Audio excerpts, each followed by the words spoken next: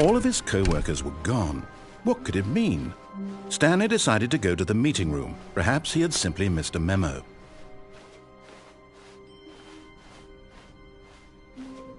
When Stanley came to a set of 2 open doors, he entered the door on his left.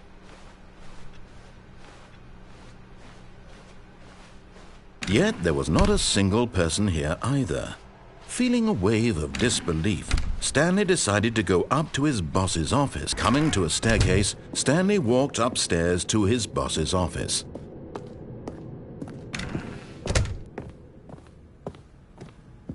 Stepping into his manager's office, Stanley was once again stunned to discover not an indication of any human life. Shocked, unraveled, Stanley was in such a rush to get through the story as quickly as possible, he didn't even have a single minute to just let the narrator talk. That kind of anxiety isn't healthy, so he relaxed for a few moments with some calming New Age music.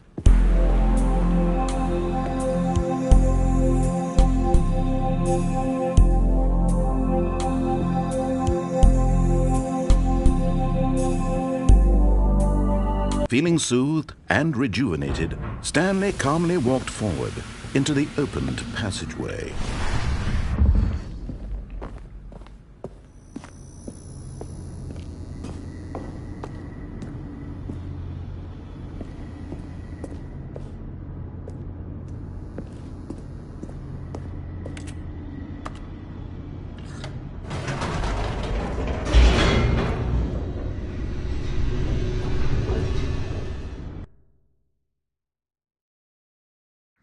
Descending deeper into the building, Stanley realized he felt a bit peculiar. It was a stirring of emotion in his chest, as though he felt more free to think for himself, to question the nature of his job. Why did he feel this now, when for years it had never occurred to him? This question would not go unanswered for long.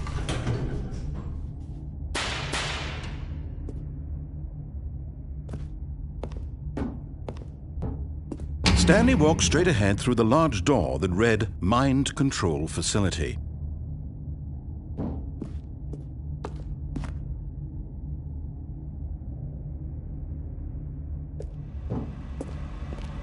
Although this passageway had the word Escape written on it, the truth was that at the end of this hall, Stanley would meet his violent death.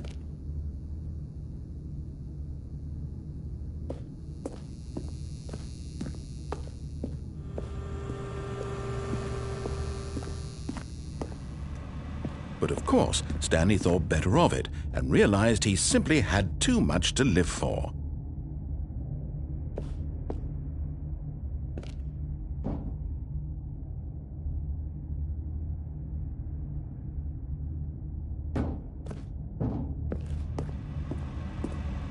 Nope, still on board with death.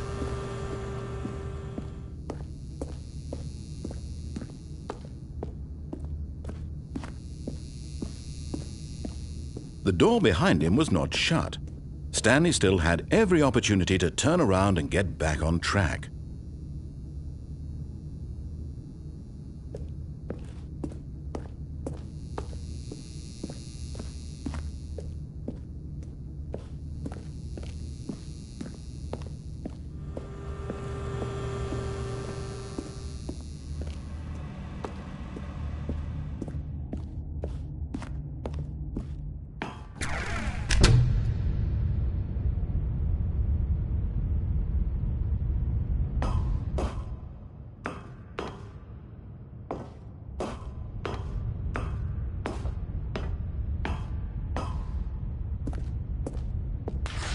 The lights rose on an enormous room packed with television screens. What horrible secret did this place hold? Stanley thought to himself. Did he have the strength to find out?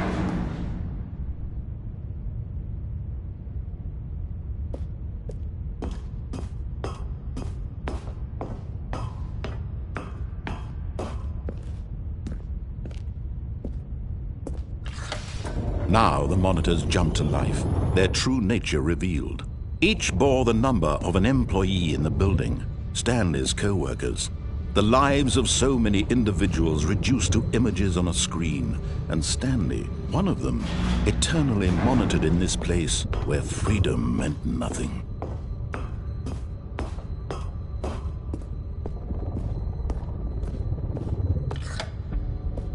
This mind control facility, it was too horrible to believe. It couldn't be true.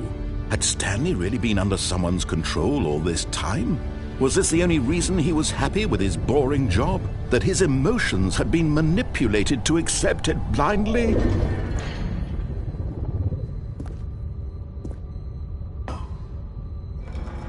No, he refused to believe it. He couldn't accept it. His own life in someone else's control? Never!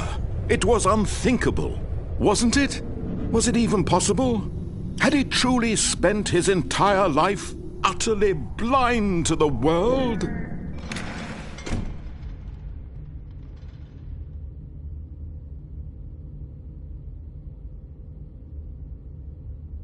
But here was the proof. The heart of the operation. Controls labeled with emotions. Happy, or sad, or content. Walking, eating, working. All of it monitored and commanded from this very place. And as the cold reality of his past began to sink in, Stanley decided that this machinery would never again exert its terrible power over another human life. For he would dismantle the controls once and for all.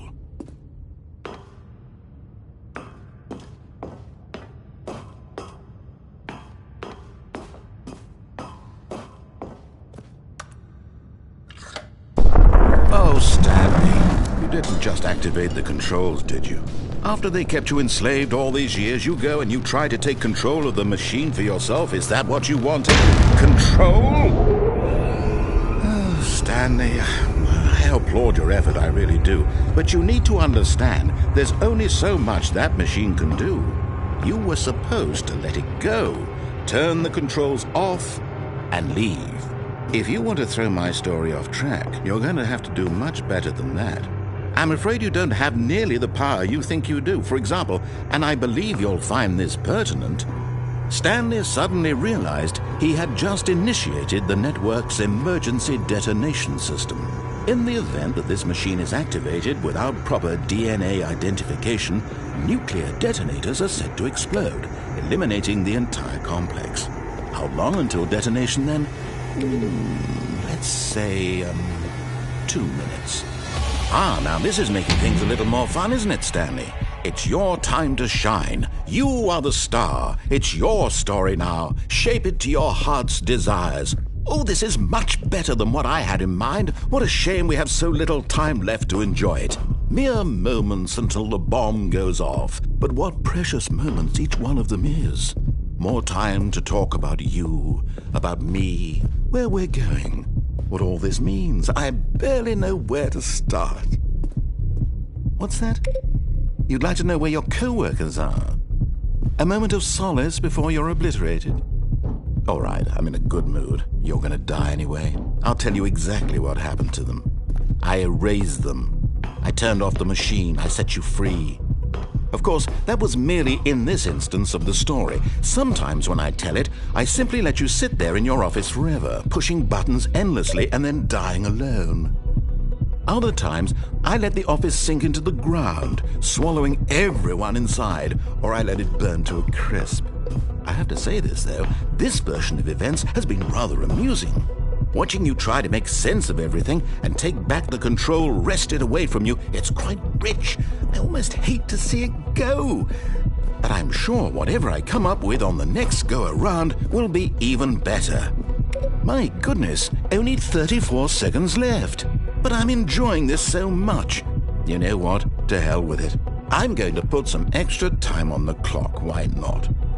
These are precious additional seconds, Stanley. Time doesn't grow on trees. Oh dear me, what's the matter, Stanley? Is it that you have no idea where you're going or what you're supposed to be doing right now? Or did you just assume when you saw that timer that something in this room was capable of turning it off? I mean, look at you.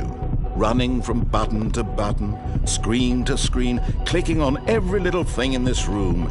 These numbered buttons, no, these colored ones, or maybe this big red button, or this door. Everything, anything, something here will save me. Why would you think that, Stanley? That this video game can be beaten? Won? Solved? Do you have any idea what your purpose in this place is? Stanley, you're in for quite a disappointment. But here's a spoiler for you. That timer isn't a catalyst to keep the action moving along. It's just seconds ticking away to your death. You're only still playing instead of watching a cutscene because I want to watch you for every moment that you're powerless, to see you made humble. This is not a challenge, it's a tragedy. You wanted to control this world, that's fine. But I'm going to destroy it first, so you can't. Take a look at the clock, Stanley.